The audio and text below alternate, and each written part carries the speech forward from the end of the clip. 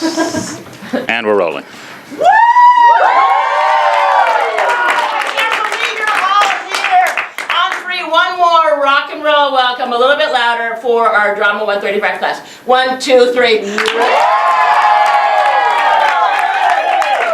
Welcome. You have 14 fantastic monologues today, and you also will be part of the show. You didn't know that coming in. It's kind of a Rocky Horror thing. It's very call and response today, so if a performer turns to you and says, you know Anaheim, don't you? Sure.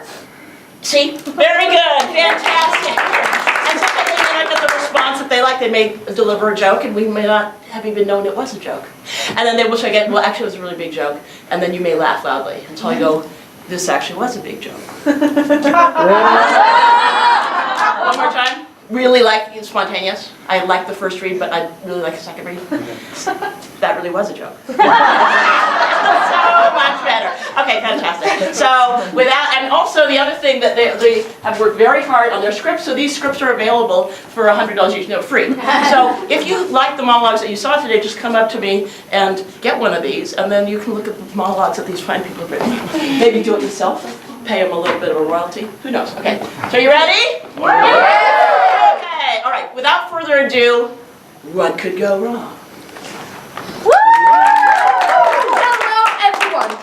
Please welcome, warmly, the very special Laurel Schweidel. In Utah, the people look like their houses. Large, beige, and identical. So I think as I stand in front of my grandmother's house. My mom has guilt-tripped me into being here in Orem, Utah. You know, Laura, your grandma's been staying in bed more and more, my mom tells me over the phone. She spends most of her days watching Andy Griffith. Don't you love Andy? I don't know who that is. And don't you want to see your cousins? Please don't leave me alone with them. A couple things. So, first, the cousins. My mom has 6 siblings. Sandra, Deb, Jeff, Steve, Jana, and David. Each of those siblings has between 2 and 6 children, and most of those kids have about 5 kids of their own. So, to give you an example, let's take my Aunt Deb. Deb has 6 kids. Justin, Jessica, Jojo, Jennifer, Jill, and Jacqueline, who everyone calls Sierra. And Jessica has 5 kids. And these are the real names. Abby, Aubrey, Alyssa, Olivia. That's right, Olivia with an A. And JJ. So in total, there are 72 people on my mom's side of the family. And I had to change that number while I was writing this because Jill had a baby and I didn't even know she was pregnant. Plus, they're all like 6'4", so walking around the living room becomes like traversing a big white people rainforest, just like turning in and out of all these pale trees. Keep asking you, so Lar, how's middle school treating you? It's exhausting. And second, the parties. It's my grandma's birthday, so there's sure to be a party, and they are, well, you know, Mormon parties. Grocery store lemon cake, no alcohol, and all 72 people in one cramped living room. As a sophisticated ex-Mormon myself, I have battled the temptation of living an alluring life in Orem, staying at home raising my children, Brinley, Braxton, Brighton, and Cadence, as I patiently wait for my blonde husband to come home so we can watch tapes of the Mormon Tabernacle Fire and have very boring sex. I am from Berkeley, California, so my goals for myself include getting a degree in social advocacy for flightless birds, speaking loudly and frequently about intersectional approaches to lighting the patriarchy flame, and having sex before marriage with women, no less. So I'm not exactly featured in any Leahona articles. That was a Mormon joke. I know you didn't get it. But it's my grandma's birthday. I know, it was funny, wasn't it? Grandma Faye, who always sings, "My sweetheart's the man in the moon," and makes her beautiful, wonderful rolls, and always tells me when I leave the house, "Now, Lar, don't talk to boys." So, against my better judgment, I'm here. My family and I walk into the living room. I turn and I see my grandma lying in a hospital bed in the middle of the room. My mom wakes her up and she doesn't say hello. I realize she can't sit up or speak on her own. It looks like she recognizes me, but her smile fades so quickly that I don't know if she was just dreaming. I walk down the stairs until no one can see me anymore, and then I sprint as fast as I can to the bedroom, bawling. I had no idea how old 90 was. I look at a picture of super white Jesus on the wall. Really, Jesus? Really? The kindest woman in the world. You're gonna let her suffer like this? Really, Jesus? Laurel. Jesus? Shut the fuck up. What? Jesus, are you kidding me? Grandma can't talk right now. She has no teeth. Jesus, are you listening to me? Oh, sorry, I was just adjusting my tattered robes. It's okay, Laurel. She'll be okay. I promise. Okay. Thanks, Jesus. Sure thing. Also, by the way, are you still into women, or are you coming back to church soon? I know you're on the liberal side, but there are a couple of blonde boys down the street who aren't 100% sold on Trump that I think you might...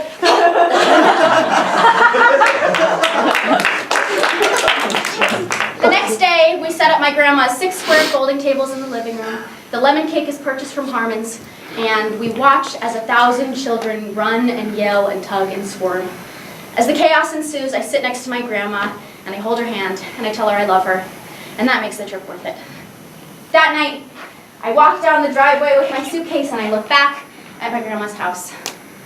Large, yes. Beige, yes. Identical. Yeah, still identical. But I don't know. This might be the Diet Coke talking.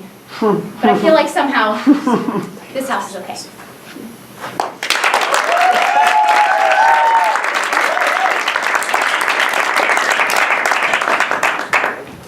Ladies and gentlemen, please put your hands together for the beautifully talented JC. In America, there are many fun holidays. Tell me, what's your favorite holiday? Christmas. Halloween. Yeah. Easter. I really enjoy spending my time with my family for their holidays. So, in Chinese culture, there's a holiday called 清明節. You want to know what it is? Yes. Yes. It's the Tomb Sweeping Day. On this day, my family, including the families from my father's side, that means the descendants of my great-grandfather, and Fan and May and Shar, and other relatives that I don't even remember how we're related, we would go to the graveyard and sweep the tomb of our ancestors.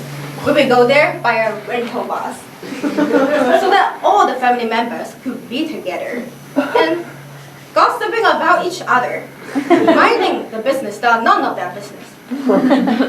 你知唔知道啊？鄧少晶佢個女啊，馬素晶，佢啊唔知發生咩事咧，切咗個子宮啊，以後冇仔生。嚇！你點知道㗎？你邊度聽翻嚟㗎？唔真㗎？唔係啊，佢咧有一日私底下嗰陣時同我講㗎，點同人講啊？放心啦，我點會同人講喎？放心放心。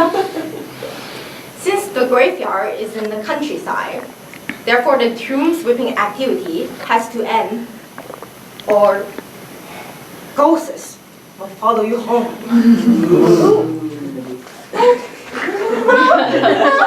Go away!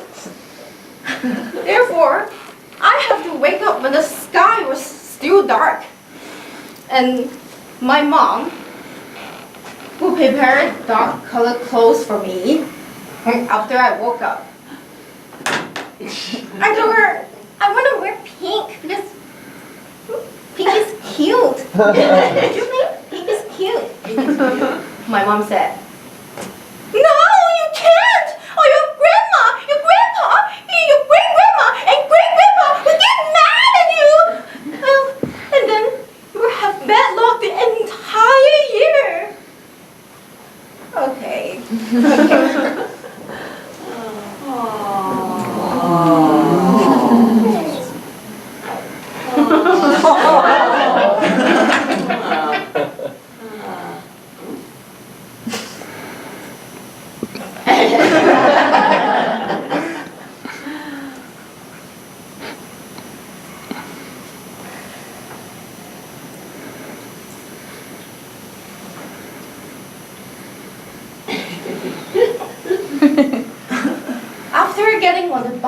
half asleep, half awake. We will eat sugar cane, which is the must-eat for the day. My father, who bought sugar canes that are really long, and he will separate them into different parts so that we can share it. But the surface of it is too hard for me to bite on it. I was trying my best, trying to get a sweet taste of it. I was like, oh, my teeth. How sad it is when you look at something delicious. But all you can do is just looking at it. At this moment, my father, he came next to me and said he was going to separate it into different small pieces so that I can have a sweet juice of it.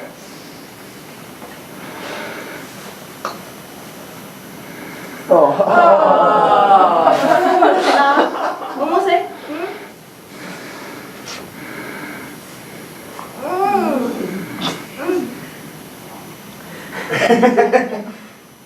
It was so good that I couldn't even speak. 清明唔食啫，死咗變條蛇, he said. Literally means you will become a snake when you die. On the tomb sweeping day. As of today, I still have no idea why we have this tradition of eating sugarcane on the tomb sweeping day. But every time I record this memory, I feel like I can still taste the sweet juice of the sugarcane and smell the fruity aroma of it. And I will never forget the time that I spent with my family back in China. Thank you.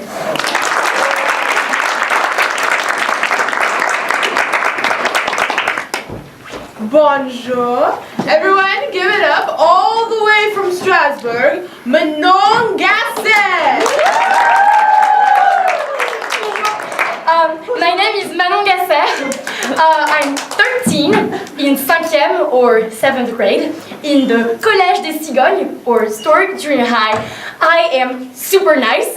I have a lot of friends. I am an excellent student and I'm a good daughter. My teachers love me. I don't think I annoy my parents too much. I do what is expected of me and even more. I am cheerful and bubbly all the time. I gracefully offer my advice, kindness, and wisdom to everyone. You don't even need to ask. So, in the Collège des Cigognes, there are really nice students like me. But there's also a bunch of students who are naughty. They listen to rappers like Booba, La Fine, or Section d'Assaut. Section d'Assaut, what the heck? They chose to misspell their name so it looks like sex. And these students, they wear fake leather jackets and chains, and some of them even have piercings. And the worst thing, they smoke. Right outside of school. I don't think we should be smoking or trying to do drugs or drinking alcohol. We've had people come talk to us in class to explain the dangers of taking such substances. And I listened carefully, kept every paper to give to my brother who was caught smoking and left them on his bed so he could read it. But deep down, what I really think is that smoking is cool as fuck. When I see my classmates smoking, they look so badass. They seem adventurous, and the way you exhale smoke is so classy and mysterious. And having a cigarette hanging by your lips looks so good. I dream of being femme fatale, blowing out smoke elegantly. So sometimes at night I sneak downstairs to the kitchen and I grab straws and scissors. I go to my room and I cut them so that they have the size of cigarettes.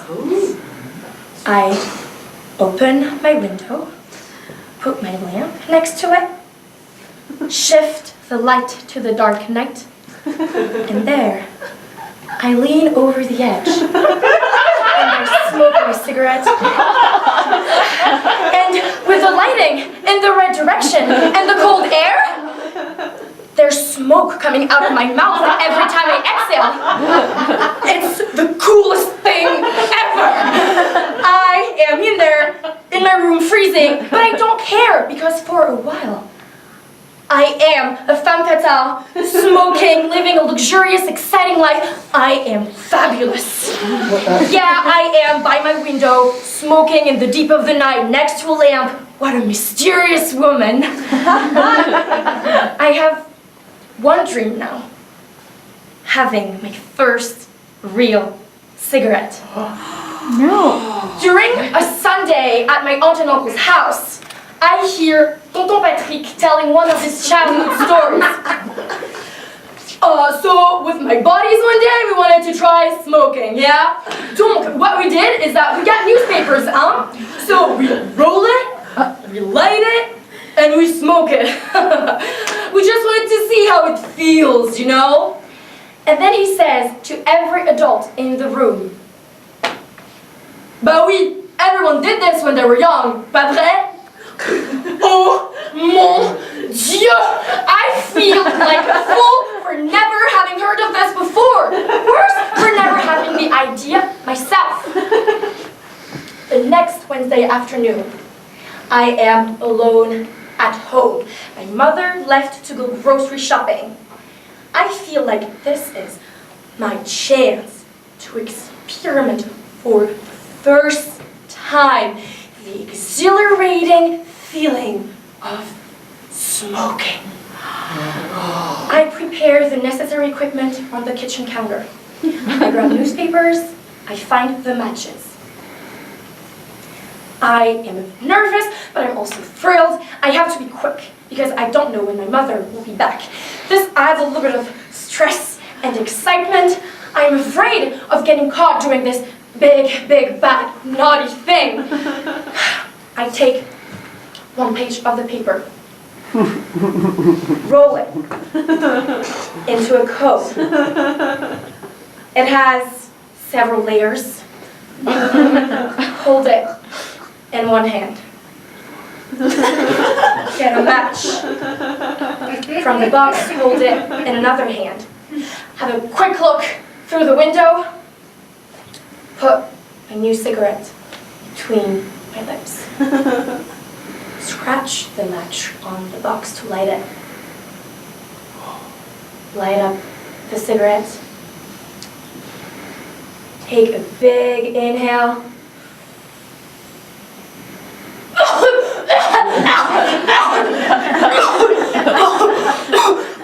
I have an awful sensation going into my mouth and into my throat, into my lungs.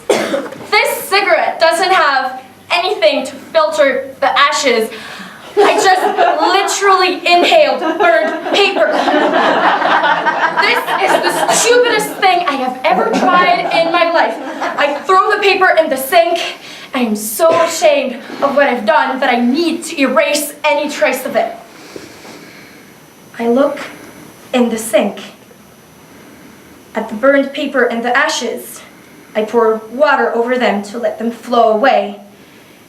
And that's when I realized that my innocence just went up in smoke. I had burned away my naivete because I had tried to smoke and probably polluted my lungs a great deal. I will never be the innocent, naive child I once was.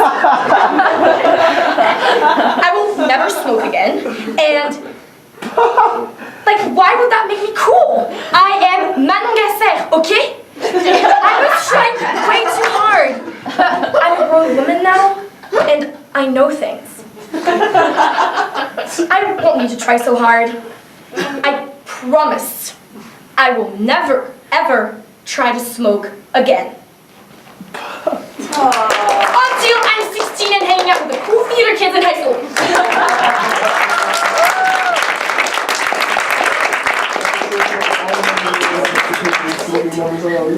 Hear ye, one and all.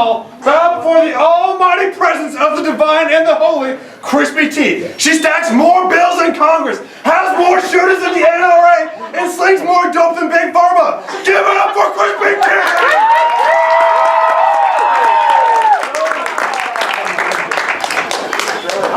Well, sorry. So I was a 13-year-old dancer who was balling. I loved hip hop. I would know my mom and blast whatever hip hop music my class was dancing to, and just play in the living room like over and over and over again until it was perfect. I watched So You Can Get Dance every season and had a subscription Dance Beer magazine. And from these sources, I kept track of the latest dancers and choreographers like Twitch and Quest Crew and Nappy Taps. Yes. They, all of y'all can Google the rest of them later. So yeah, I've been dancing for 4 years. It's just like such a long time. And I knew my hip hop styles. I knew this between like popping, where your body is all like isolated, and then break dancing, where you like go into your up rock, and then into your 6-step, right?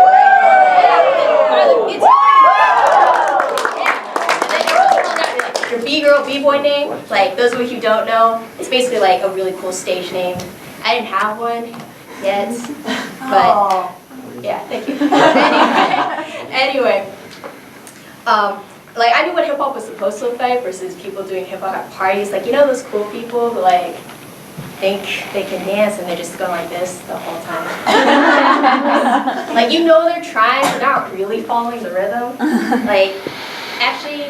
You know what? Raise your hand if you're guilty of that, because I really want to help you guys out. Yeah, you look like you dance. Come here. Yay!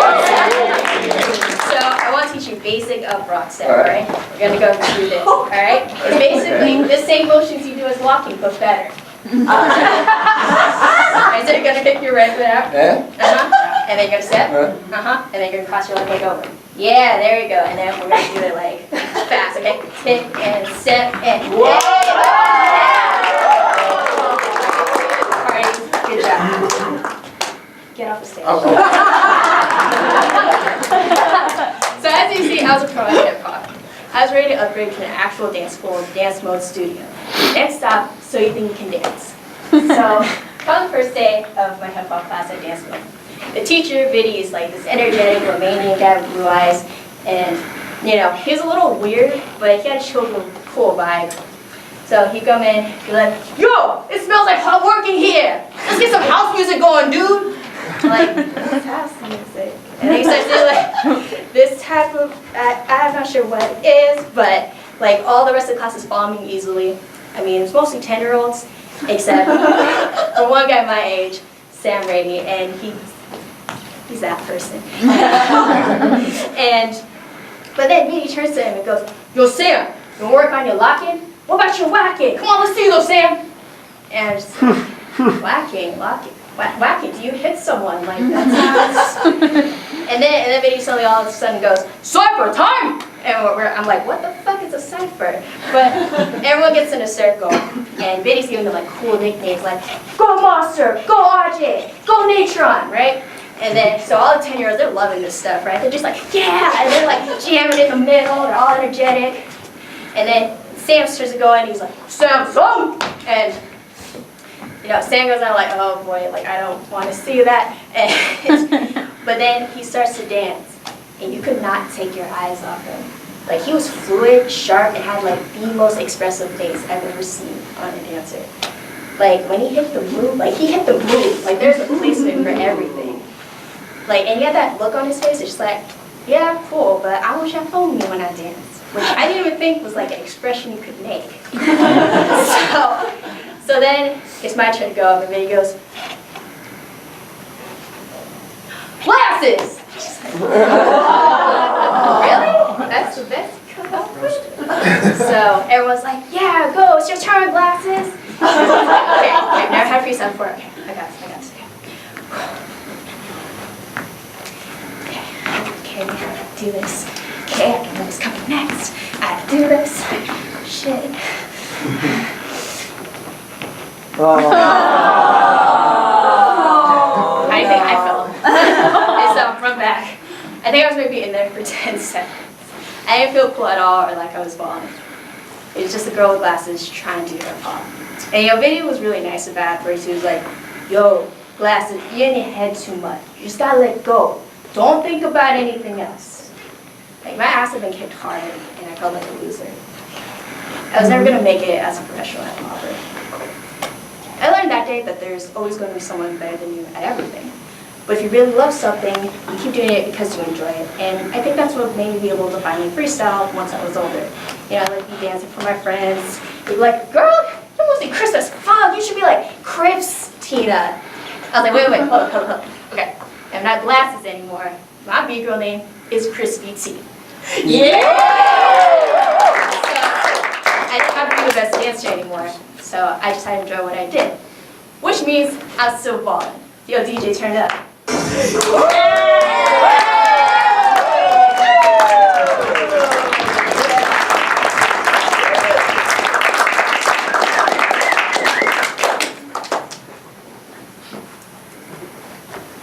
Ladies and gentlemen, put your hands together for Erica Clark! The year is 2011. I'm in 7th grade. New school, new friends, one friend, no friends, working on friends. I'm 5'6", a B cup, and well, a frizzy-haired almost genius. Smarter than the majority of my class, but not smart enough to surpass Kristen Gomez. Future valedictorian Kristen Gomez, star of her soccer team, Kristen Gomez, will probably run for Senate and win. Kristen Gomez. Perfect, non-frizzy hair, straight white teeth, non-visually impaired eyesight. She speaks English, Spanish, French, even a little Swahili because her family has money and travels a lot. Must be nice. But I don't care. I don't want a 4.6 GPA or to speak Swahili. I have other plans. Much bigger, much more fantastical plans. Plans that will blow all of Kristen Gomez's plans out of the water. Wow, what? I'm going to audition for the school play. Romeo and Juliet, the play of plays, Shakespeare, poetry, life, death, love. This is so freaking cool. I've never acted before, but when I was in 5th grade, we had a chorus recital with spoken dialogue. It was called America, America, America. And I had the best and last line, which was our call to action. I remember it so clearly. And now, we must all stand up. Stand up.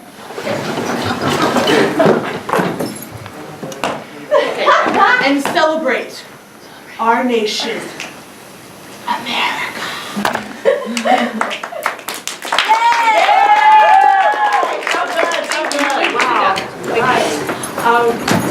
Yeah, and everyone came up to me afterwards and told me what a great job I did. And even Mr. Smith, the course director's husband, came up to me and he said, George Washington would be proud. And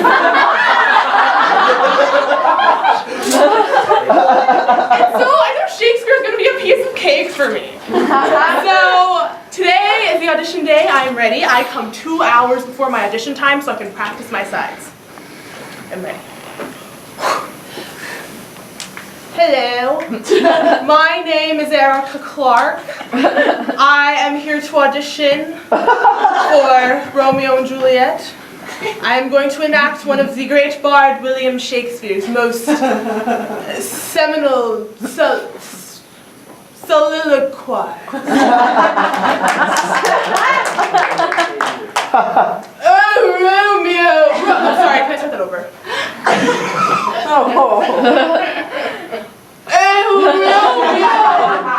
Romeo, wherefore art thou, Romeo? Deny thy form and refuse thy name, or if thou wilt not be before my love, I'll no longer be a Capulet.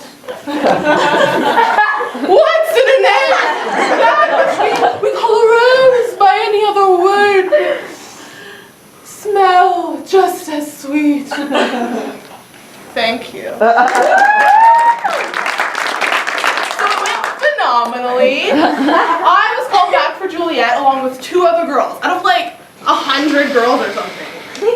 Like 50 girls, like 20, it doesn't matter. Anyway, I was called back along with Ariane Hernandez and Sarah Glenn, both of whom I'm really good friends with. I was going to slaughter them. And callbacks came and went, and do you want to know who got called back for Romeo? Kristen Gomez. Wait, Francisco Montoya. From Massachusetts. Yeah, and so I'm already imagining us being cast as Romeo and Juliet, about to live out our great romantic love story. And like, Okay, a great romantic love story, and 30 years, it's going to be the greatest one, the kiss. I mean, so yes, our first kiss is going to start this passionate, steamy romantic love affair. I mean, as steamy as it can get for middle school. It's going to be the greatest love story ever, set around the greatest love story ever. And 30 years from now, we are going to be married with 7 kids. We are reprising our roles as Romeo and Juliet on Broadway while Kristen Gomez watches a bootleg version illegally uploaded to YouTube. She sits unmarried, unloved, surrounded by her dusty soccer trophies and valedictorian stole, while even her cats won't cuddle with her because even they can smell the failure seeping from her skin.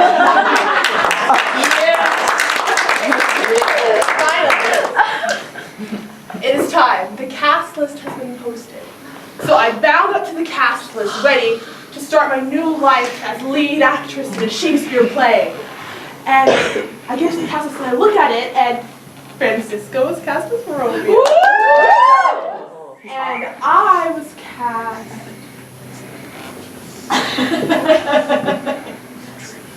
I was cast as course member number 4. That's the best one. But it was okay. I got to be Friar John after someone dropped out. Not Friar Lawrence, Friar John. He's really important. He's the one who was supposed to give Romeo the letter from Juliet saying that she didn't actually kill herself, but fucked up tremendously. Because of him, everyone died.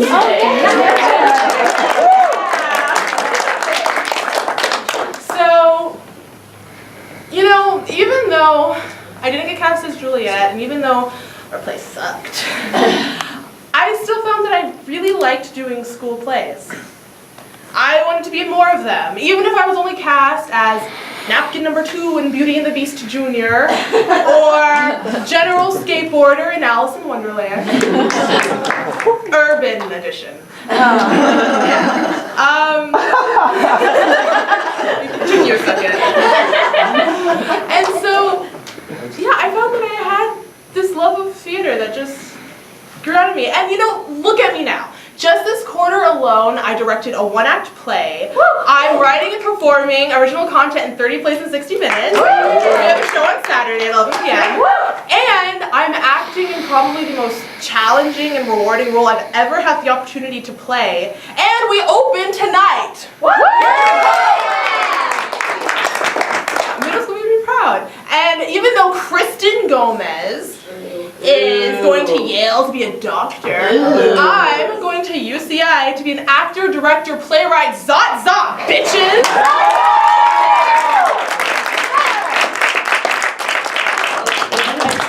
Hello, ladies and gentlemen, the man you came to see, Eric Barden!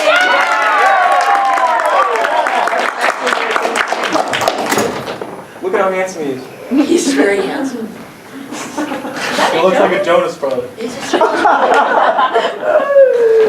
That's so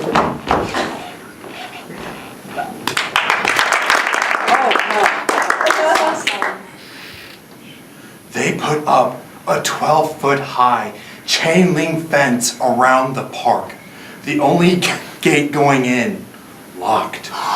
The homeowners association was looking for a defiler whose skateboard ruined a perfectly good slide, costing the city $200 to repair. Oh no! Jesus. I never wanted this kind of heat. I was just a kid in a bowl cut trying to impress some of my skater friends. A kid with too many hormones who didn't understand what he was doing. This is my tale, told by an idiot who shouldn't have stepped on a skateboard in the first place. Flashback to 2007. High School Musical 2 had just come out. People were cranking that Soulja Boy. And the elderly were just beginning to infect Facebook. I was 13 years old back then, with a fresh bowl cut, mismatching wardrobe, and a personality only my mom could appreciate. During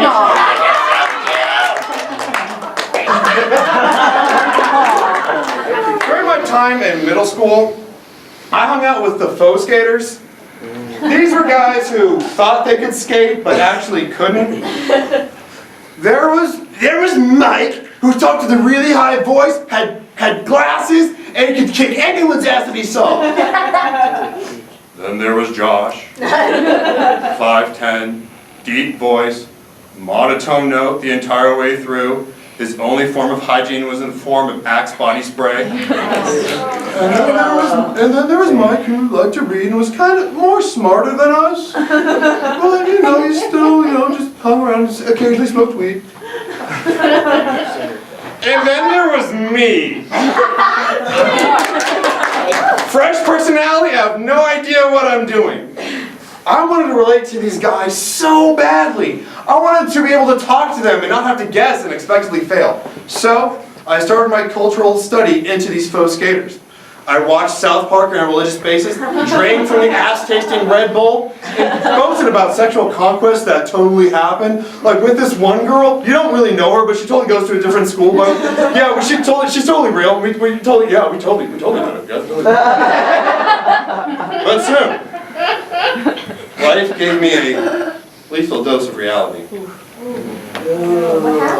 happened? The day was overcast, a dark and ominous cold sweeping in. 4 middle school boys walking in standard middle class formation. Mike was totally about how he could totally kick Will Atwell's ass. Josh was listening kind of intently and also like drinking his third Red Bull a day. And Mike was talking to me about this new video game he's playing. And there's me, walking along, not minding my own business, and we came upon an innocent, unassuming playground. Mike and Josh were the first ones. They were the ones who started taking turns going down the slide. Here, I saw my moment. Here, yes, I can do that! I can totally do that! No. So, Oh, no. I grabbed Josh's board.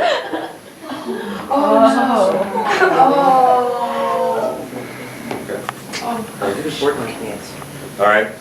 My entire audience of 3 people was here. My debut as a skater is beginning. I position myself carefully, and I shoot down the slide. Whoosh, whoosh, whoosh, whoosh. Air blowing by me in this 2 milliseconds of free time. I'm gonna do it. Here's my moment. My debut as a skater had just begun. I just hit the lip of the slide. Then something happened. Soon my board was beginning to lower from my feet, and my torso was becoming more perpendicular to the ground. And my legs were starting to raise a bit, and all of a sudden I flying down on one chip to the park. Face deep inside, as I was hear a crack behind me and howling of laughter of middle school boys around me. I turn around, pick myself up, dust the wood chips off my feet, and see a most horrendous sight. In the middle of the slide itself is Josh's skateboard. It broke through the plastic, giving me a middle finger, like God was flipping me off and my skating aspirations. I was in a panic. I didn't know what to do, so I was like, instinct took over, and I grabbed the skateboard, and I took it out of the slide, but it made it worse, because now there's an even bigger hole in the middle of the slide. The howling of laughter turned into a hellish cacophony of hysterical laughter. There goes Eric, he fucked up the slide! I was like, oh no! I did what anyone did when they broke public property. I fled. I I grabbed my very astute black backpack and I just ran sort of in a zigzag formation trying to find, oh God, they're gonna find me. I didn't even go through the front door. I just sort of like flopped over the fence just in case to avoid witnesses. For a week, I was hyper aware of what was around me, waiting for the FBI to come get me like a preteen Osama bin Laden.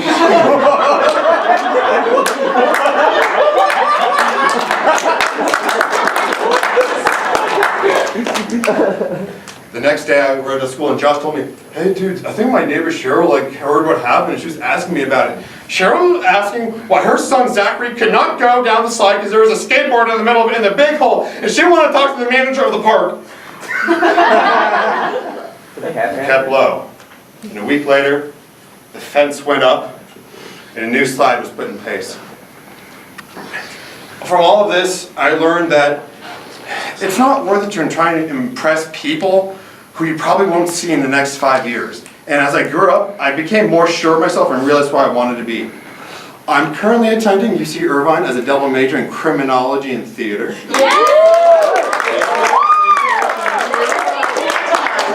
Mike is attending San Marcos for business. And Brett and Josh became the standard high school stoners and gas station loiterers we all know and avoid. I realize it's not worth it to impress people who aren't, going to be your friends 5 years from, especially in middle school. Take it from the guy who wrecked the slide. It's not worth it to try and impress people like that. Thank you.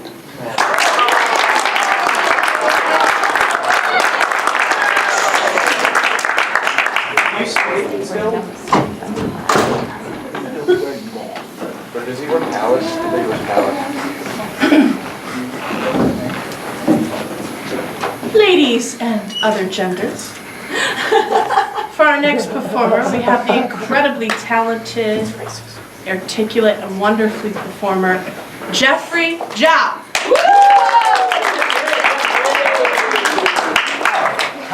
Hi. When I was in middle school, I was as ordinary as everyone else. Might not be as popular as those kids in the top class. Oh, let me tell you, in China we separate students into classes. One is normal class, one is top class. The students that have better grade, but I don't really care. I mean, the stage of life is not large enough for everyone to stand on it. So why not just step back, leave the stage for them, let them take the praise and the pressure. That does not mean I'm opposed to popularity, alright? I love to show people my work that I've paid efforts with. And finally I got a chance. In my 8th grade, I saw the poster in my school. It says, our city can hold a play contest, the English ones, play contest. And my school is going to take part in. So I told myself, I have to do it. Look, I love English and acting, so when we combine together, why not? Yes. So I signed up for the speech competition. And don't ask me why they don't have an audition to select the team member. They got a speech competition, I don't know why, but I did it. So I prepared a speech, took the competition, gave a speech. And the result was, I was not only the first place of the competition, but I also got the only one who got full credit for grading. That was, yeah. That's what exciting, So on the first day of the rehearsal, I got there, and I saw my team members, 9 kids from top class. But remember, I was first place. Hello, top class. Yeah. So, and the teacher assigned me the role. I was assigned to play Martin. Oh, by the way, we are doing the reproduction on Finding Nemo. Yeah. So I was Martin, and told me that if you are not doing well, we're gonna take the role back. Because this is a billion role, right? We're supposed to give it to the top class students. But your presentation was awesome, so we can give you a chance. And after the first day, the teacher told me, you are Martin. Everything was so successful so far. I defeat all top class students and I got the leading role of the play. So now it's time to rehearsal. We start rehearsal over and over and over and over again. Also, I watched the Finding Nemo over and over and over and over again. I want to be in the character, be the father with Marnie. For example, when Marnie found out the only fish that left was kneeling on the ground, holding the egg, and say, I promise I will never let anything happen to you. But actually, on stage, I was holding a plastic sea urchin toy with Latin bulb in it and also water in it. It's just ridiculous. I mean, a fish father holding sea urchin. I don't know why. Everyone was laughing. In such emotional moments, I'm holding a sea urchin in my hand. But I never laugh. I want to be serious. I want to be in the moment. Not only for my character, also for other characters. Because I read the script for a lot of times, so I memorize all the people's lines. I give advices to the teachers to help other members, especially my son Nemo, which was actually played by Grove. In the ending scene, when Marnie and Nemo reunited, right, is the climax of the play. That girl standing face to me, and she was saying, I love you, Dad. Come on. I'm your father, not your boyfriend.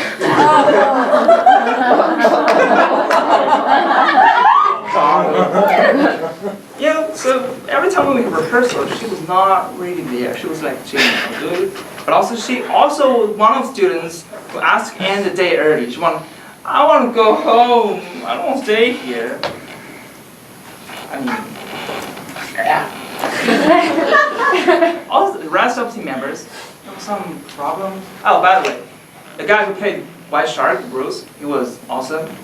He doesn't really talk much, but every time we do the rehearsal, he really paid off his rent. He's really working. So time after time, after the teacher's help, also with my help, our team was more and more cohesive, right? And well, everyone said, oh, you know what? This play cannot be this great without you. And I was like, oh, thank you so much. And the more they praise me, the harder I work, because I want to deserve the confidence. And finally, it's a contest. It's a day. We walked in there with other teams, and we realized some of our rivals, our schools, have the highest academic reputation throughout the whole country. They are top schools in China. But we are not afraid.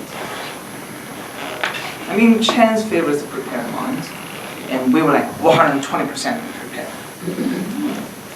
Yeah, it's our show. It's our time.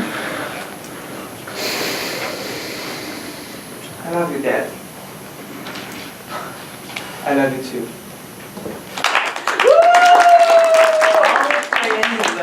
The emotional climax, I could tell how impressive our work was by hearing the applause. I was walking down stage and the teacher told me, you was awesome. You were awesome. Everyone was asking, who played Martin? That guy is fantastic. And I was like, oh, thank you so much. And after every play was over, it's the awarding ceremony. And no doubt, we were the champion. We were the champion. We got lots of units ahead in second place and third, the top schools, but we were the champion. I was really excited for that. I'm pretty happy and proud for that. I was the leader. But I was waiting for the personal awarding ceremony, as a performer. Everyone was saying, Jeffrey, you're gonna do it. You cannot lose it. And I was like, that's too early. let's just wait. I don't know what's gonna happen. I might get nothing, but in my deep of my heart, I told myself, hell yeah, I'm gonna get it. Well, there are 15 consolation prizes. It's 9 for the third, 6 for the second, and 3 for the highest, for the first place. I might not be the best, but at least I'm in the top 3, all right? And then it just started. I was sitting there, waiting, and then judge announced, 获得3等奖的是阮一佳. Oh, that's not my name. I mean, but it's a third, all right? And that's the girl who played Nemo. Yeah, she won third. Really? I got it! Oh my god! Oh, Jeffrey, you gotta win the first. I mean, I can get a third. You are the best. And I was like, congratulations. I mean, for me, I don't know. Let's just wait. Then it comes to the second. 获得2等奖的是王俊威 the Bruce, White Shark. That guy deserved it. We congratulated him and he said, oh, Jeffrey, you're gonna get it. You got the best. We just wait for you. And I said, oh, thank you, buddy. Now, the most exciting moment. The highest prize from. Remember, that was 3 of them, all right? I was waiting there. You know, pretend I don't care about it. And then they started to announce. 获得1等奖的是张三. That's not me. I'm okay with it. 李四. All right, let's save the best for the end, all right? 张雪纯. That's not my name. It's our narrator. She won the prize as narrator, was standing behind the curtain all the time.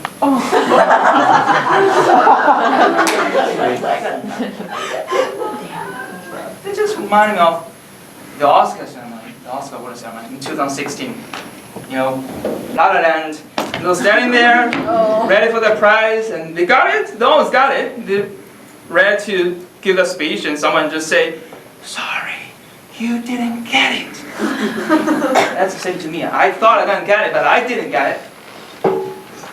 Yeah, everyone in the team said, "Oh, there must be something wrong. You deserve it. You are the best. You can't lose it." But I was so angry and disappointed. I just sat there with a mask. You know, I used to take care of it.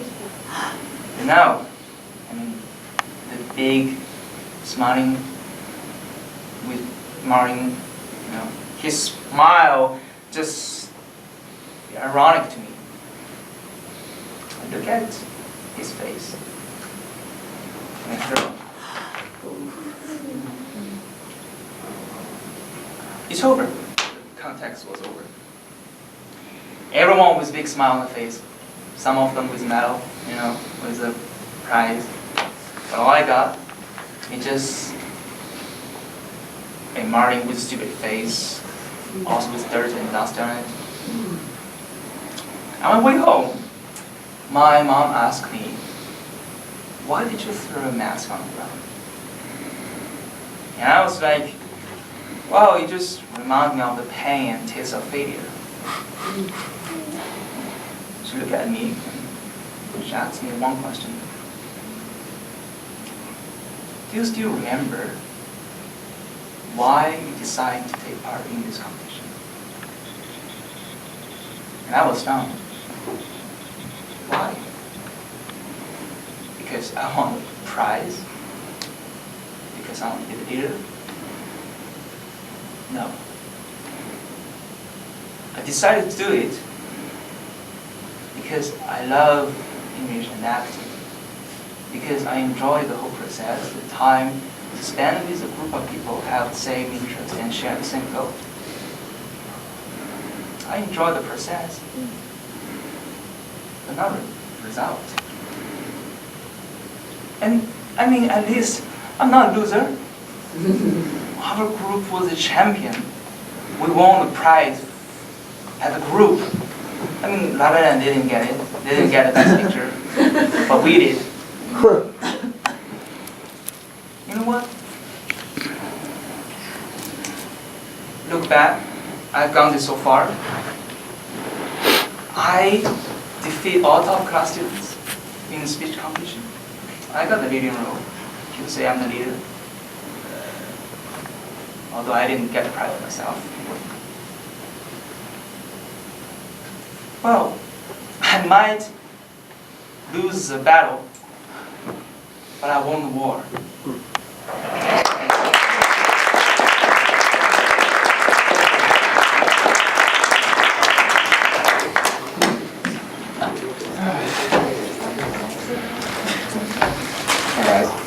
Ladies and gentlemen, please welcome the one and only Miss Heather Lee Echeverria!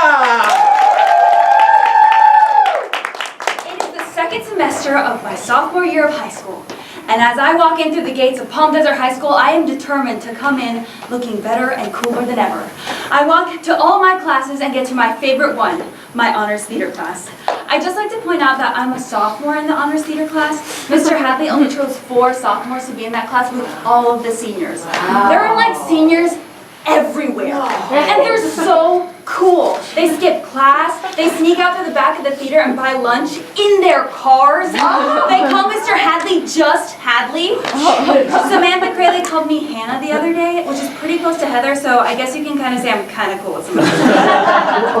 But I walk into the Black Box Theater, take my assigned seat, and Mr. Hadley announces the auditions for the school play, Crossing Delancey.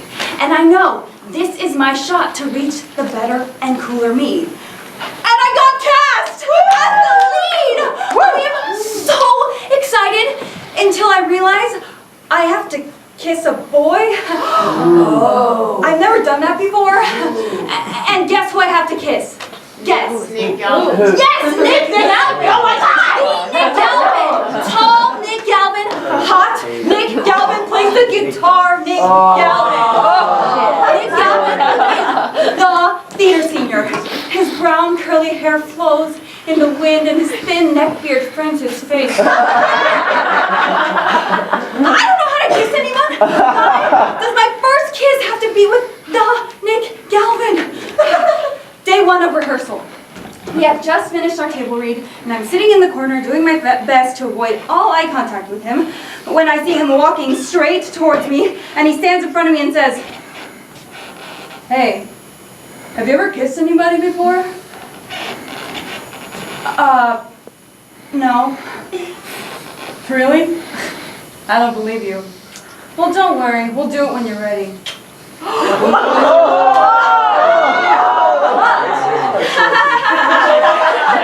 Okay.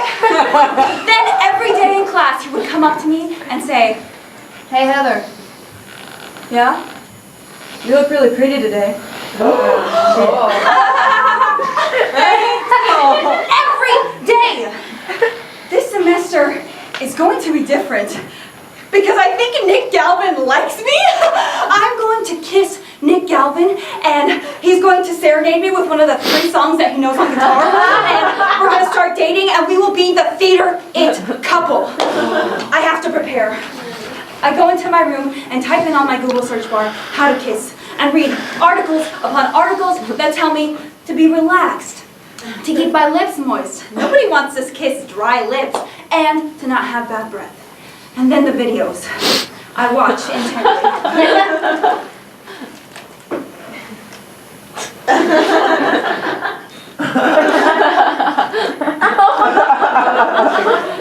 And I decide that tongue isn't for me. They all basically said one thing, was to relax. It was a normal thing, your body would respond. Then the day comes, the kiss day. I have applied about 24 coats of chapstick and have consumed about 30 Altoids. And so when Nick Galvin comes up to me and says, "Hey, you ready to do the kiss today?" I look up at him with incredibly moisturized lips and coolly say, "As ready as I'll ever be." And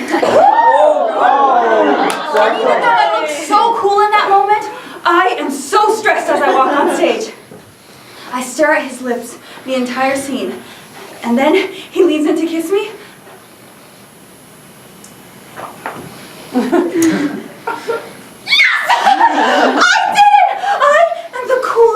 Person to roam the earth. I just did not kill. And my life can only go on from here. So then everyone starts filtering out of the theater because rehearsal is over, and it's just me and Nick getting our things. And he says to me, "Hey Heather." "Yeah." "Work on your kissing." You'll never recover from that. "What?" "Work on your kissing."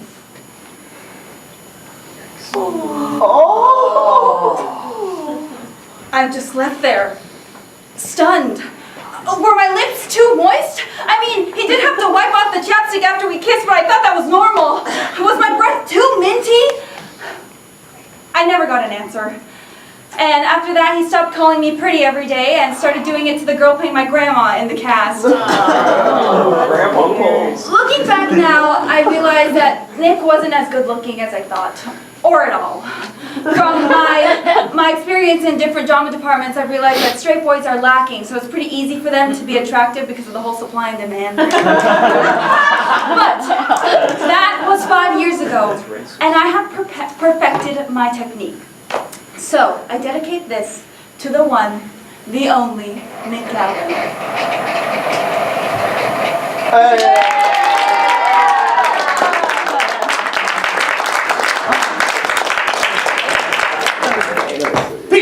People, oh people! Put your palms together for the incomparable Stacia Robin.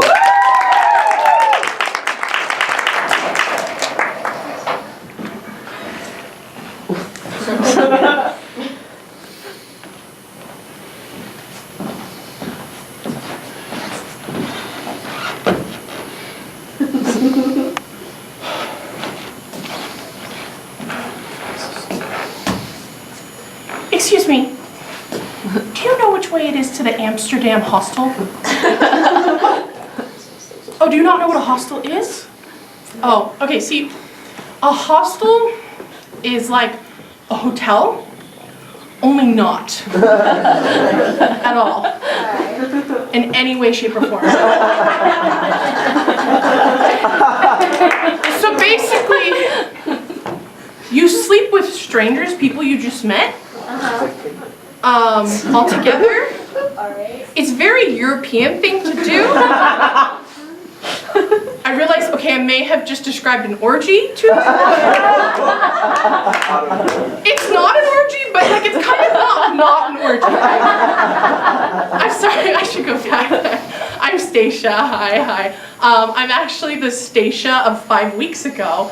It's really confusing, we get confused all the time, it's really common. But I'm here in San Francisco, applying to grad school. Applying for my MFA in acting. And I don't want to brag, but like, I'm kind of applying for some pretty kick-ass schools. Yeah. Like what? Like which ones? Oh, thank you for asking. NYU. Oh.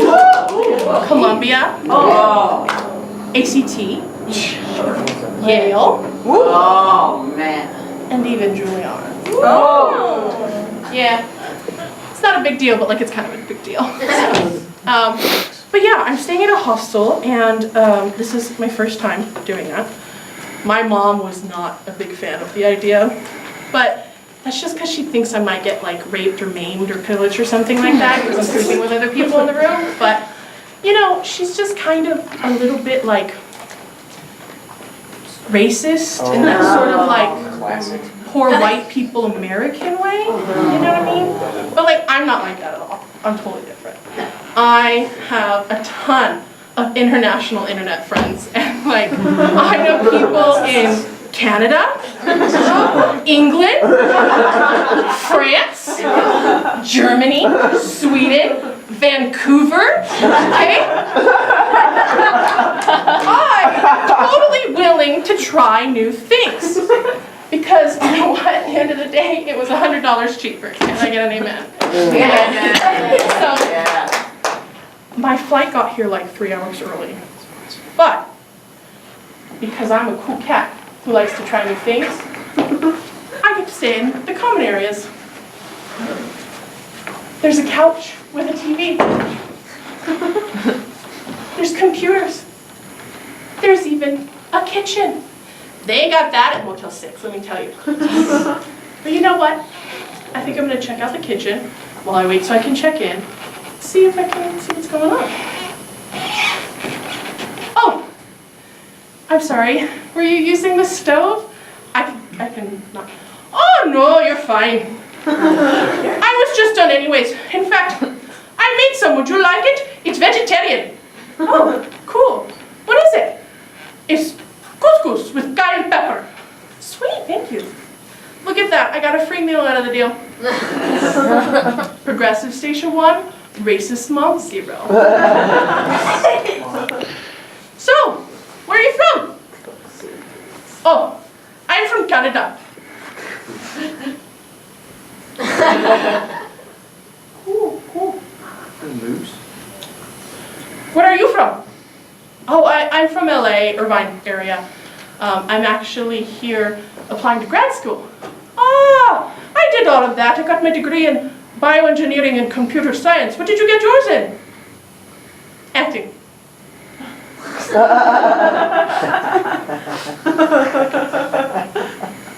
You don't say. Hey, can I ask you a question? Sure. What do you think about the way that I talk? What? What do you think about the way that I talk? You know, how I sound? Why was he asking me this? Why? Like, I don't understand. Why? Well, I mean, your English is fluent. Of course, I completely understand you, but like, if you want me to be honest, there is an accent. Oh, where do you think I'm from?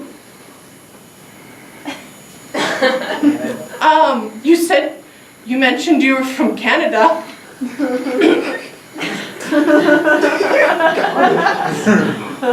Why did I ask that? Why? That is so stupid. That is stupid. That is something my mother would say, okay? I'm better than this. Well, you know, I guess you sound like you're from somewhere in India. Oh, duh, but like, do you know which part? Like, what part do you think I'm from? I don't, I can't really.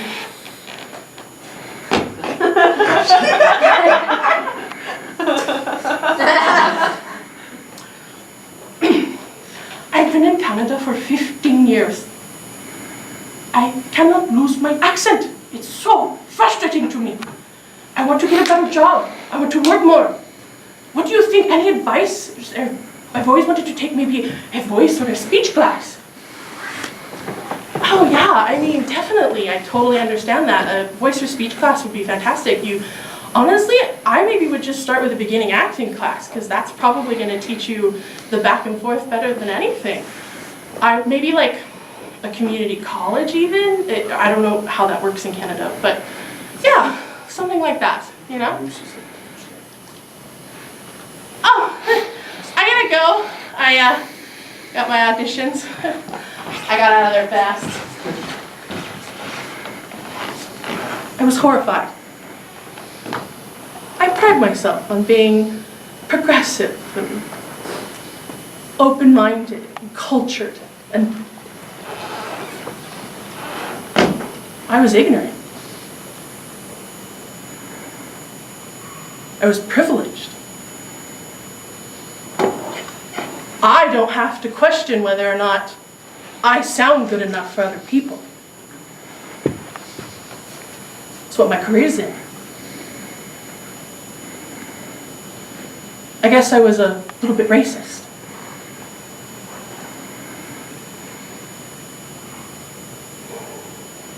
But you know what? It's always good to learn. And one of the big schools I really got a call back for that I might be going to, I think it could really make a difference. I think it'd be really awesome. And I'm really excited about it. Oh, did I mention that it's in Texas? No. It's in Lubbock, Texas. Oh. Yeah, thank you. It's gonna be great. I think it's gonna be really fantastic. I'm really excited, and I think it's right. It's gonna be great, right?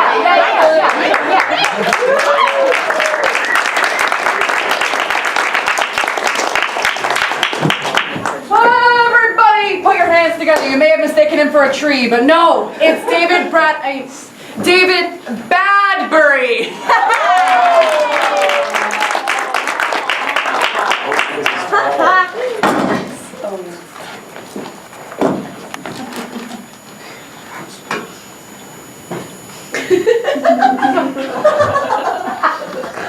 I know what you're thinking. That guy is sexy.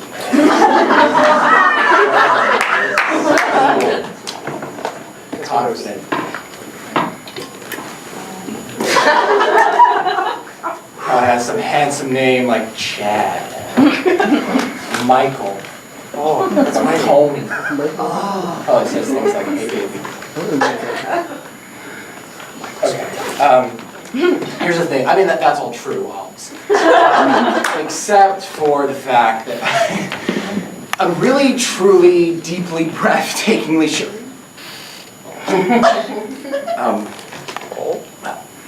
Shy around women. Okay, let me paint you a picture, okay? I'm 16, I'm going ice skating, and one of my hockey bros, Matthew, approaches me with a girl he's been hanging out with. Hey David, Michelle here? Totally thinks you're cute. The moment that last word passed through his lips, it was like my IQ dropped by 50 points and my blood alcohol skyrocketed to .60.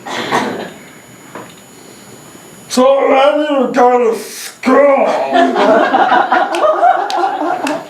The JC.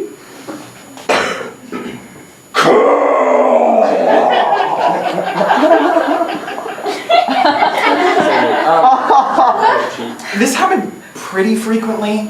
Dates I went on were kind of awkward as fuck and always ended in some variation of, so what would you say if I asked you to be my girlfriend?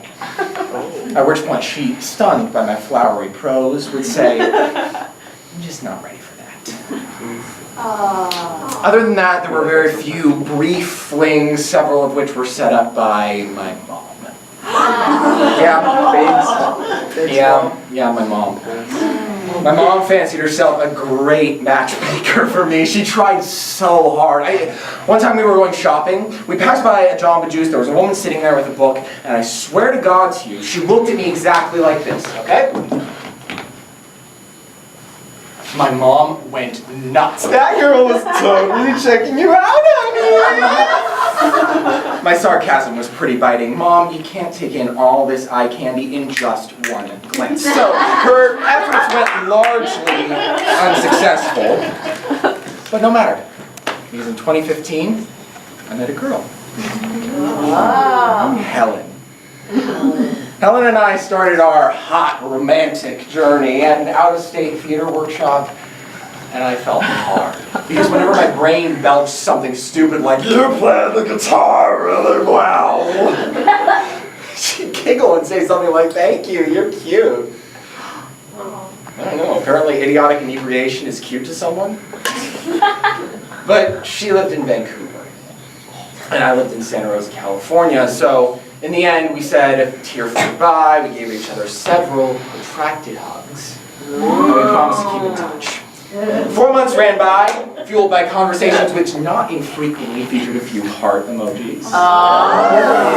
And then the weekend after Christmas, my mom took me to San Francisco to see Gentleman's Guide, and who was there gliding down the staircase? But Helen. No. Helen. All the way from Vancouver, a red-headed angel holding a ukulele. Planning courtesy of Cheryl fucking badass Bradbury. Score one for matchmaker mom. I'd fucked up my chances with Sierra and Kaylee. And Grace. And Claire. and Sydney and Michelle, but I was not going to make that mistake again. Okay, I was going to go to the beach, go hiking, and cuddle with a woman who thought I was hot. And when it came time to kiss her, I was petrified. My mom took notice. Just in time for New Year's Eve. Operation Midnight Kiss was a go. She and I discussed logistics in the bedroom. In the evening, we'll be joined by the grandparents. We will enjoy a casual dinner and a night in the ball drops in Times Square. If you're not already convinced about how shy I was, I need you to consider this detail. I was so petrified that my mom promised me that if I kissed this girl by midnight, she would give me money.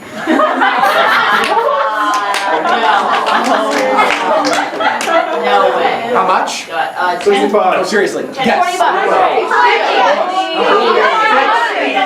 $20. $100. Mom, 2. David, 0.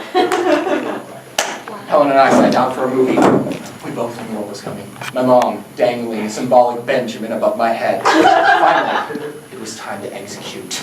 11:59 seconds until success or failure was determined. To connect orifices or not to connect orifices. 30 seconds to go. The balls dropping, my heart racing, my forehead sweating, my lips just this side of dry. And I couldn't do it. I opted to give her an awkward hug. Mom 2, David 1, right? No. Matchmaker Mom broke out her phone, pointed it at us, and jubilantly screamed, "Kiss cam!"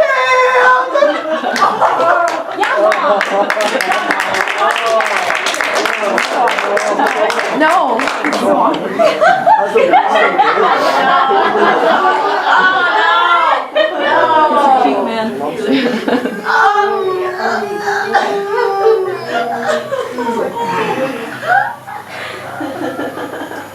Okay, honest question. How does anyone have a romantic first kiss? You don't. Yeah. Thank you, right?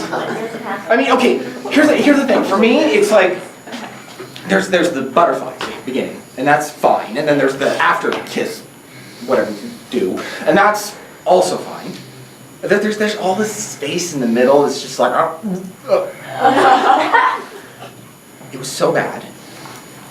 I had a literal, physical, totally not made up girlfriend who lives in Canada sitting next to me. In that moment, I think even she might have thought I was gay. In case you didn't figure this out, things didn't exactly work out between me and Helen. She conveniently found a new boyfriend shortly thereafter. This is the point where I'm supposed to give you some sort of like philosophical moral or something like that. I really, really hope that I have convinced you that I'm not your authority on this subject. All I can tell you is that as long as you don't talk to or kiss women like an intoxicated clown, you're probably going to be okay. And never let your mom play wingman. Thank you.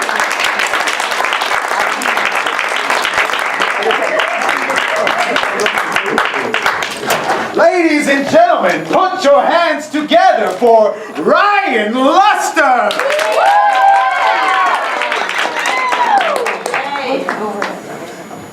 A university education was never something that was very important to my family. All my life growing up, I've heard about how industrious, how entrepreneurial, how hardworking my family is.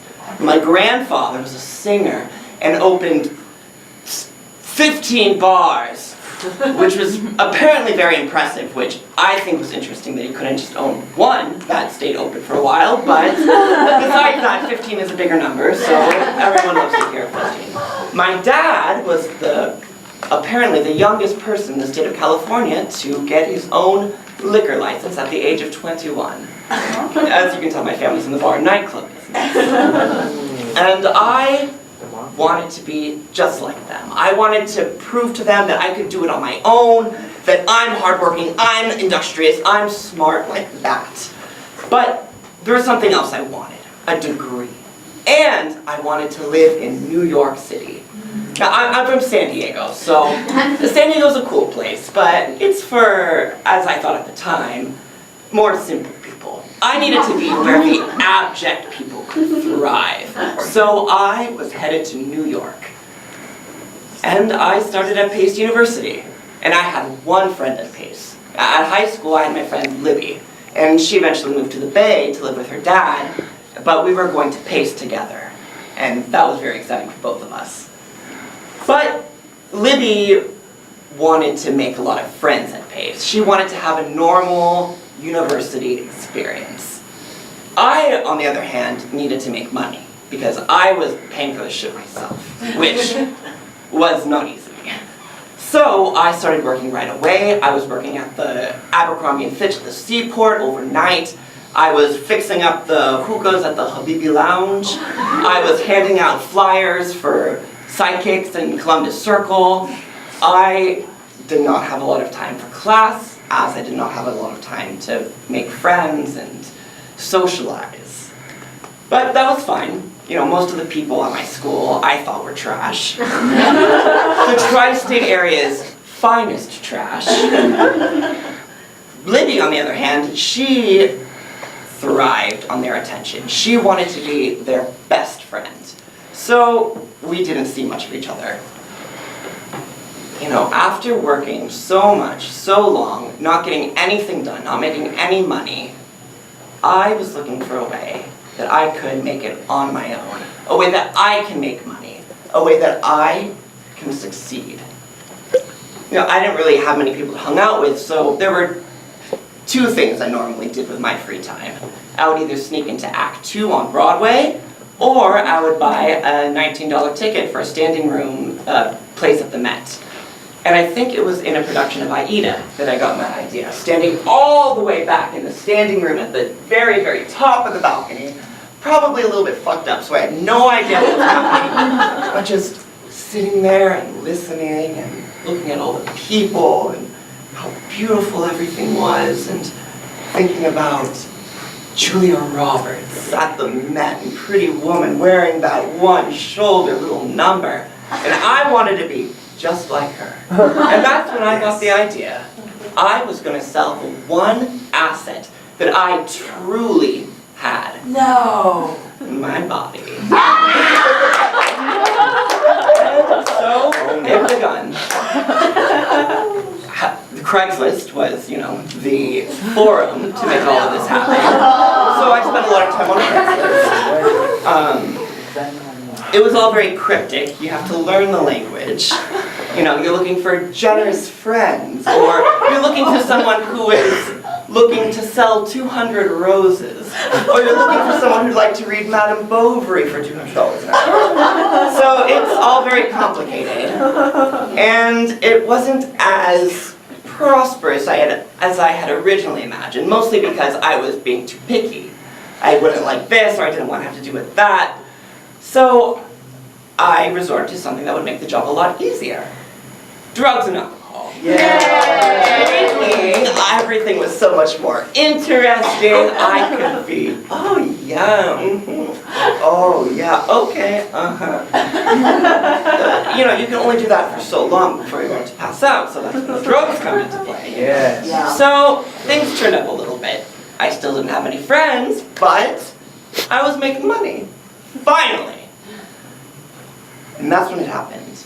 Libby invited me to go out with her friends from Pace to go to a hookah lounge, and we were going to have a great night. And it was going to be my first time really hanging out with my friends at school. I was going to make friends, and then I'd have people to talk to in class, and I'd go back to class all the time, and I was going to get a 4.0, and everything was going to be great. So I have an appointment, and after that I'm going on my way to the hookah lounge. I'm so nervous, more nervous than everything else that I've been going through. And I'm smoking on my way there. No. So I stop in the liquor store to get some of the vodka minis. You know, 5 or 6 just to, you know, cool things over. So, So I stop in for that. Smoking. Going there. Those are gone, and I am fucked up. So I do what I normally do and reach my back pocket and I'm ready to go, baby. I'm gonna meet these people, and everyone's ready to meet the Ryan that everyone's been dying to meet for. And my Hookah Lounge. Hey, everybody. Come in. Very happy. Okay, everything's fine. Everything's great. We're coming in. Hey, everybody.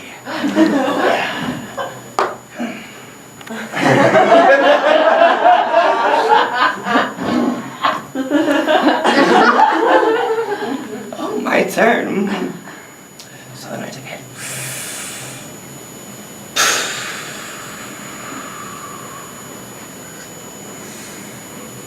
I can't feel my hands, or my arm, or my feet, or my legs tingling.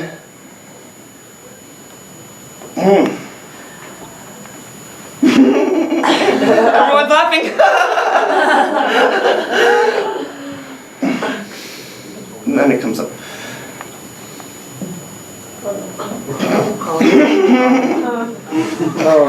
Casually, ever so casually, I turn my head.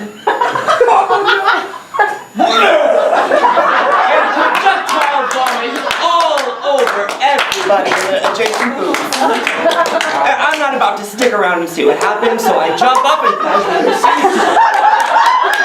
Ryan, what the fuck? What are you gonna do? I'm like, toodle. So that's, as far as that night goes, that's about all I remember that night. My friend Libby found me later. I was sitting on top of a cab, meditating, singing Kumbaya and bawling. She thought that was strange. So she got me into the cab and took us back to the dorms. And yeah, I didn't really try to hang out with anybody from school after that. Nor did I stay for another semester after that. So it didn't work out in New York. But as bad of advice as it may be, if I can impart one thing onto you, it is this. No matter what the situation, as bad as it may be, there's always a way out. All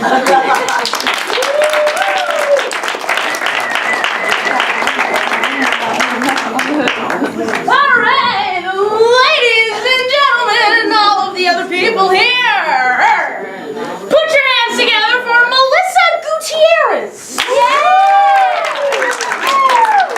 Hello, everyone. My name is Melissa Gutierrez.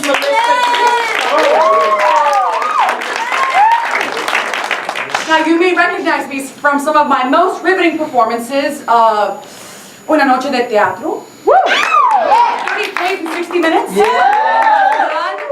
One, Arms in the Man. Survival Project. Lumas Negras. And the large ensemble of chess in concert. Now, you may be wondering, where did it all start? Well, I'll tell you. It started in a little school called the Waldorf School of Saratoga Springs in little, pretty Saratoga Springs, New York. Now, we were a class of 14 people, small town. And since the school valued our personal, intellectual, and artistic growth, all of the graduating class got to perform at our high school graduation. And of course, I thought, oh yes, my last hurrah. My chance to shine and show everyone what a star I'm going to be. Thank you. And because we were a small class in a small school in a small town, we didn't have to wear caps and gowns. We got to wear whatever we wanted. So that's how my online journey began for the perfect graduation dress. So I started online shopping and I found this great website that has like beautiful gowns listed at very reasonable prices. And I'm scrolling through and I find mine. It's all black lace and purple sequins all the way down. It's gorgeous. But you know, The neckline isn't quite right, but lo and behold, I can put in a custom request. So I say, put a little sweetheart neckline on it for me. So it's all lace and sweetheart neckline and sequins, and I send it off to be lovingly prepared somewhere in China. So meanwhile, I'm trying to find my song, because I have to show something that will express my journey, that will tell everyone how much of a star I was going to be. But I couldn't find anything. But finally, the national tour of Wicked comes into town. My mom and I go and see it for the first time, and it hits me. Right at the Act 1 finale. The story of a girl who has immense talent and harnesses her hidden power to rise above everyone else and to be the strongest witch in the land. That's me! Defying Gravity, the song I'm going to sing at my high school graduation. Now, I know it's a big song, but 17-year-old me had an entire year of singing lessons under her belt and 6 years of choir experience. Thank you very much. So we're 2 months out, and I tell my singing teacher what I've chosen to sing, and he says, okay. I'm so excited, so I'm practicing and waiting for my dress and practicing waiting for my dress and practicing and the notes that weren't there a month ago are there now. And there's still work to do, but I can just see the looks on Christiane McMillan and Keenan Wright Santa's faces now. They'd be like, Melissa, how could we ever doubt you? You're gonna be a star. And Melissa, nice. So my dress arrives. And I'm so excited. I open it up and well, it doesn't look exactly like the picture. The lace is a little thick and well, it's like a foot too long, and the sweetheart neckline is kind of Disney villain. So I show my mom, like, well, I mean, it is long. You could take some off the bottom and like make it less Ursula. Mija, we're taking it to the tailor. And it just ended up looking like the picture, and it was fine. Not what I wanted, but you know what I needed. I've got to keep it classy for a high school graduation. Neckline straight across. It was fine. So finally, it's the night of graduation. Now our graduation takes place in this giant reception hall in the middle of this luscious park. The ceilings are high and vaulted. There's gold trim on the wall opposite the stage we're graduating on. Full stained glass. The entire room is filled with our families, the other 37 people in our high school and their families, the lower school and, members from the community. My classmates perform. They sing, they play music, they recite poetry, an excerpt from their memoir. Finally, in the coveted last slot, it's me. I walk up to the microphone. It's perfect. Emotion is stirring deep within me. The setting sun is beaming through the stained glass window, and I feel the warmth on my face, and I realize I am covered in sequins. I'm literally shining right now, and I really can't do this moment justice. But I brought the dress. Do you guys want to see it? Crispy, do you have that sound? I have it. You got it? Okay, I'm gonna recreate it right now.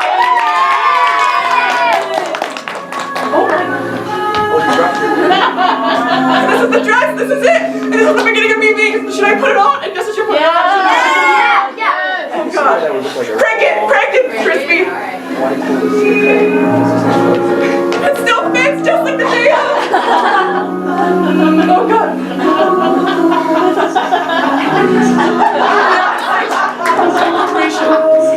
This is it, this is my moment! Take that, Christiane and Keenan!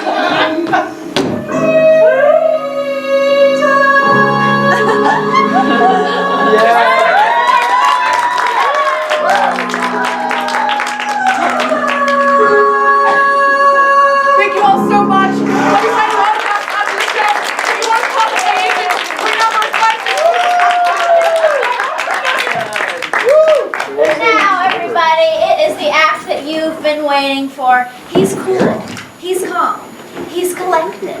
Give it up for AJ! You know what? When I I was a kid, I wanted to be a skateboarder. But not just any skateboarder. No. I wanted to be a professional skateboarder. I wanted to be Tony Hawk. Yeah. Metal music, tech deck dudes, and PlayStation. The only game I needed was Grind Session. You see, in this game, you play as professional skateboarders. That's right, professional skateboarders. You can play all these sick-ass tricks in the ghettos of America. You can jump over cars, over helicopters, even in your neighbor's pool. Yeah. That was pretty sick. There was vandalism, there was graffiti, there was death by subway trains. Oh, it was great. I promise. I was a little man with a plan to be the best damn skateboarder there ever was. On Grind Session. So, every morning, I got up before school, before anyone in the house was awake. I grabbed my PlayStation, made my way to the living room, hooked it up to the TV, and then the mystical drone and chime of the PlayStation began.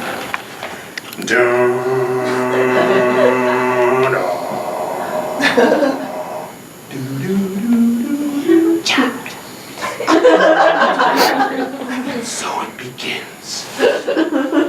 Rise Above by Black Flag plays in the beginning. Rise above, we're gonna rise above! We are tired of your abuse! Try to stop us, but it's no use! That's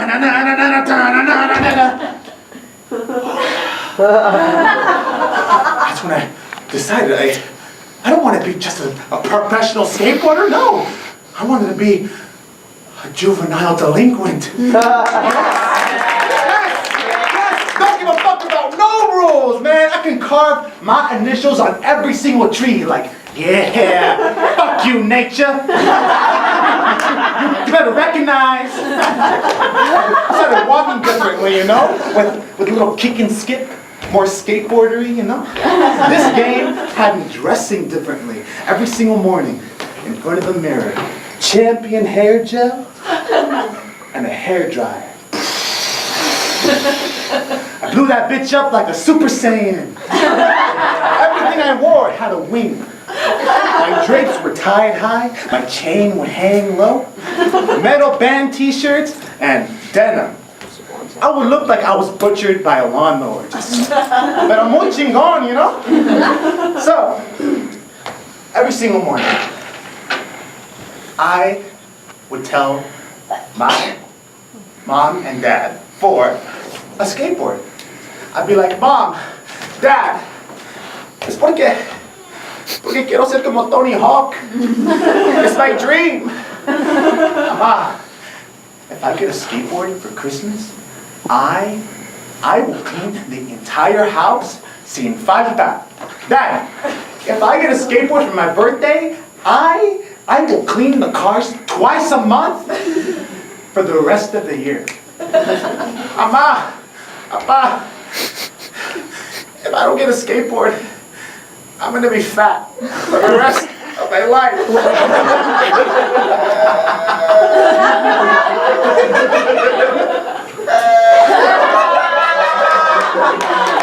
And I got there! Finally!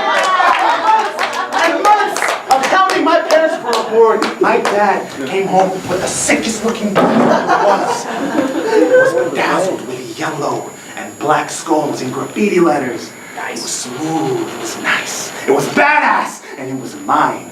So without a second thought, I picked it up, and I walked outside. The rest of my family followed. Mom, Dad, sisters, brother, they all followed behind me. As I carefully looked for the smoothest piece of concrete to lay my board on. Right there, just a little sticky right there. Perfect. This is a religious moment. The clouds opened up, and the sun beams down as my wheels kiss the wet pavement. This is my moment. I was going to fly. So I stood up, I let my foot gently touch the top, gentle didn't want to scratch it. This is it. So I kick off with my right foot, and I was off. I could hear my mom in the background. Go me home. I went 5 feet in front of me. And then the board tips forward. And then the whole group stops for just a second. And then, oh shit. I belly flopped right on the concrete. The last thing I remember right before I black out was my parents laughing. Cabrón.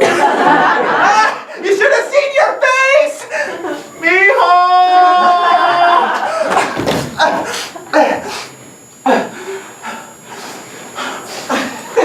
I don't cry, eh?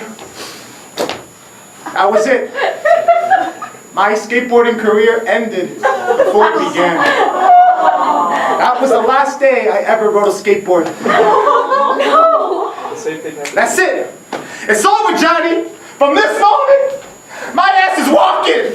I'm moving on to the next best thing. Fuck grind session. Fuck Tony Hawk.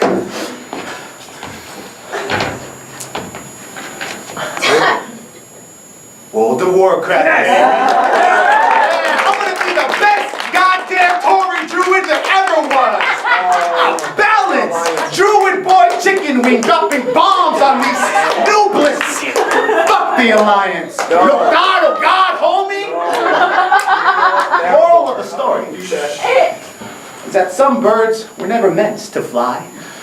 Some birds were put on God's green earth to be thick and voluptuous, like a turkey, or an ostrich, or peacocks. That's what I am. I am a peacock, baby!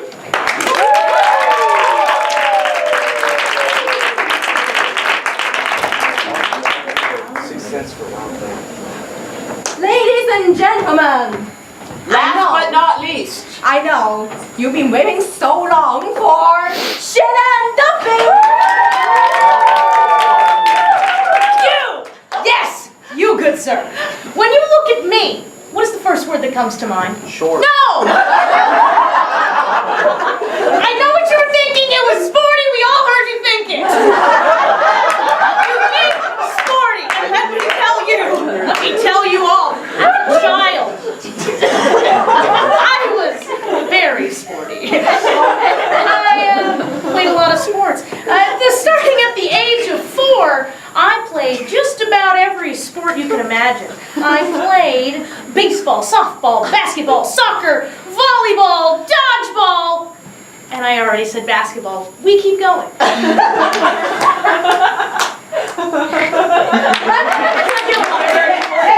You might think, in dodgeball there are many sports, okay. You might think that these sports all came easily from me. Yeah, they did. Yeah, you think. You think. But it's not the You think case. that. What? It's not the case. It took a lot of hard work and practice. You see, my dad, he was a coach type, so he had me practicing every night with him after homework.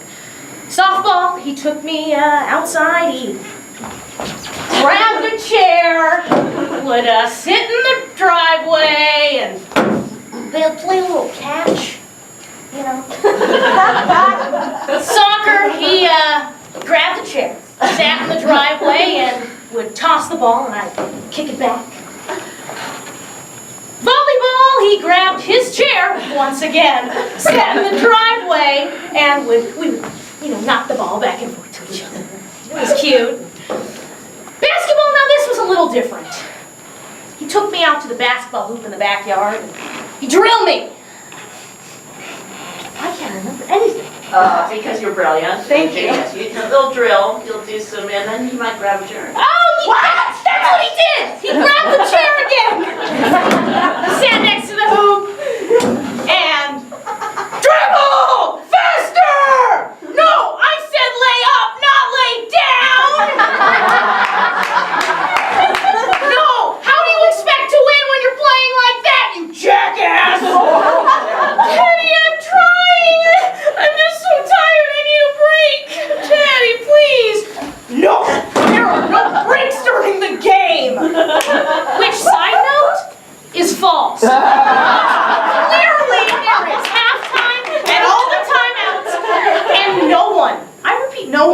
the entire game. So when the real practices came along, I was ready. I was so ready. I'd come out to that court with my super cool shorts on after school that they generally went all the way down to halfway down my shins.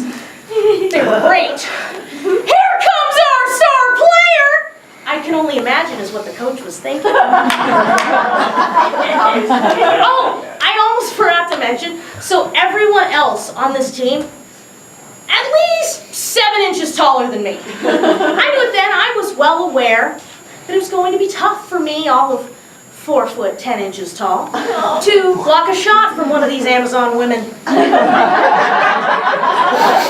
But this did not matter because I was determined to be cool and sporty and athletic. Athletic. Oh, so during the games, maybe you didn't get to... However, despite my obvious athleticism, I wasn't put in the game all that much. And my dad, he even assumed I wasn't going to be in the game, so he didn't even get out of his car. Yeah, he parked really close to the court so he could watch through the windshield while also reading his paper. Yeah. It's okay though, because one game, it all changed. I just don't remember that game. And Well, your team was ahead by... my team was ahead by like 15 points! Yeah.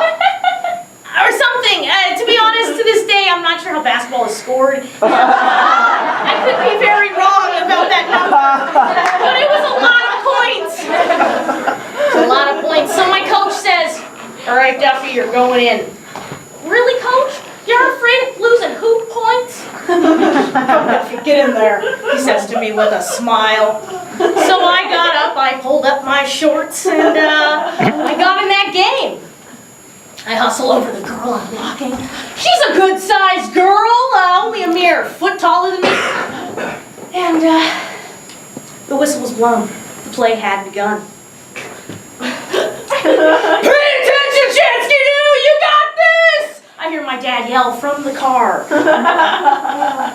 I kept my eye on the ball. As the ball moved, it got to my teammate, Alexis. Alexis, though, no, she's completely surrounded! Oh, hi. Hi. Not you. I figured. She's not open. No. Alexa's completely surrounded. She looks to Suzanne, who is also not open, and now she's like, ah! And so she looks over to Kelsey, who is completely surrounded by 2 players from the other team.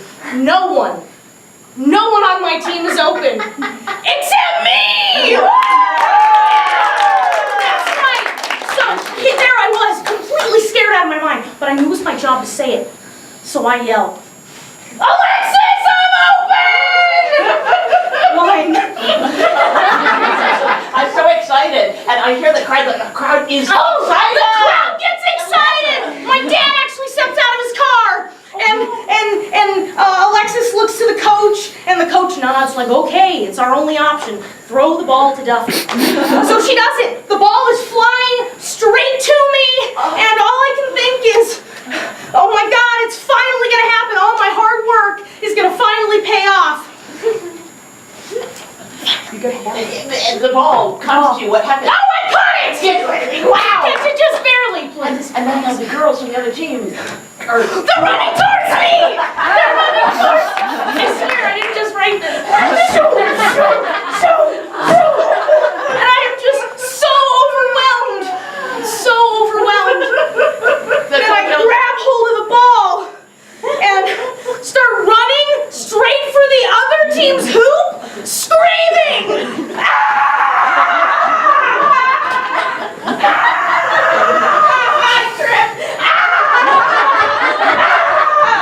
No one follows me.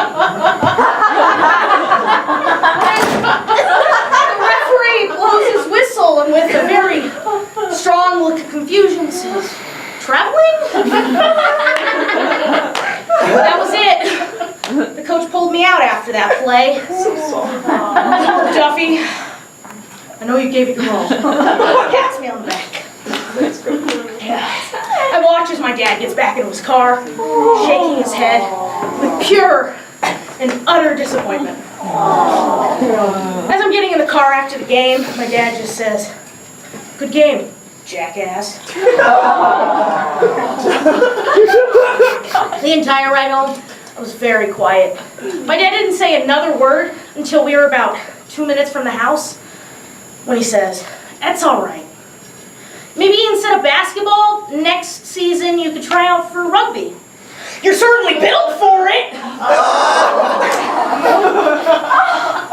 You know, I don't know for sure, but I could probably bet that in that moment when I ran that ball to the wrong end zone, or whatever they call it, I didn't look too sporty or cool or athletic. It's okay though, because I know now, thanks to you, sir, that I look very sporty.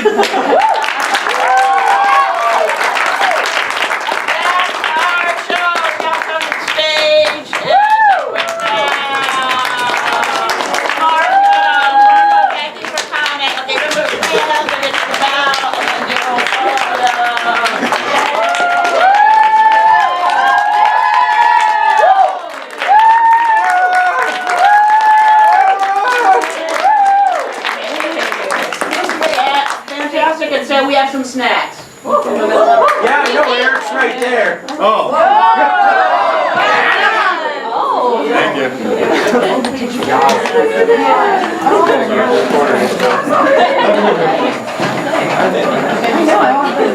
You were